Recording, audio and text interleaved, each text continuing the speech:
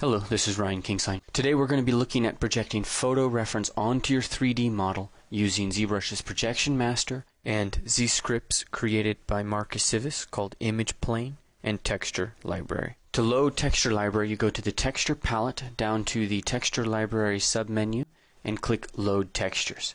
This will open up a browser. You select the image that you want. You can click the little magnifying glass to see a larger view of it in the left pane. And then just click the image itself to load it inside of ZBrush. So we're loading a side view, a 3/4 view, and a front view. First thing that we're going to do is to size the canvas to the size of the images. This way we get the very best pixel to pixel transfer. Now we're going to start with the side view, and we're just going to fill the background with it. So we select the side view in the texture palette and then press Texture, Crop, and Fill. Then we load our 3D model onto the canvas in the exact same layer and position it. We don't have to be precise here. We want to just establish a general placement because we are going to be stretching this texture around to fit the model. You might also want to go into the Transform palette and press dots. That way, anytime you rotate the model, it'll convert to a wireframe view to let you see the texture behind it. Okay, so we're going to clear the image from the background. We do that by pressing Control-N, or going up to Layer, pressing Clear. And now we're going to drop it into Projection Master with Colors on, Double-Sided on, and Fade on. Now we're going to select our side view image, and we're going to use another script by Marcus Civis called Image Plane. What this does is takes a 3D plane, sizes it to the exact size of your canvas, and puts the image on there as a texture.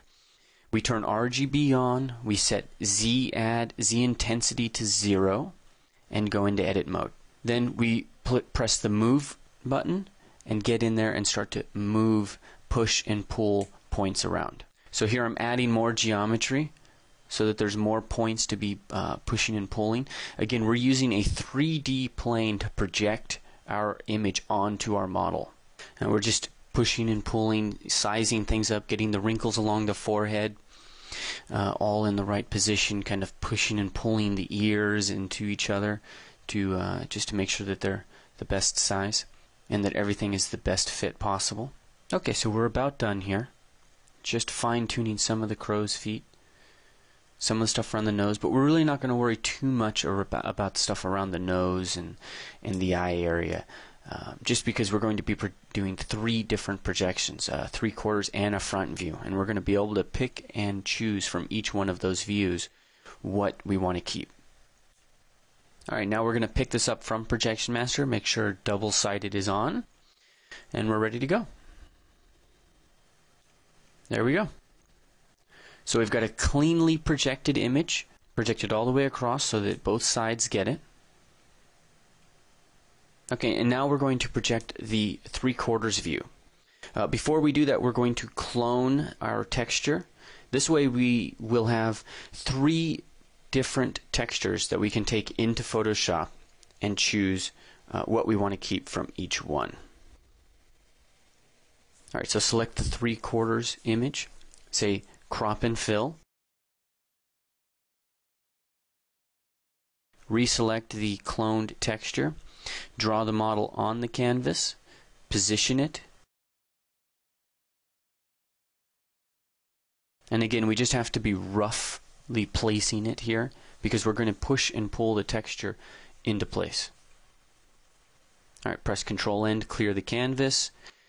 Projection Master. Turn off double-sided.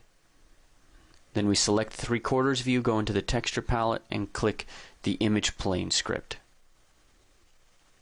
Set our Z intensity to 0, turn RGB on, go into Edit mode, press the Move tool. Now, when the plane turns into a wireframe view and starts to rotate, that's because I haven't selected one of the vertices. So all I've got to do is make sure that there's enough geometry in there so that I'm actually selecting the vertices themselves. Alright, now here we're just dragging the top of that ear down, getting the eye positioned, and we're only focusing on 1/2 of the model at this point. So I'm only going to worry about this eye. And then because I know my UVs are pretty much symmetrical, I'll just inside Photoshop flip that texture to the other side and fix it there.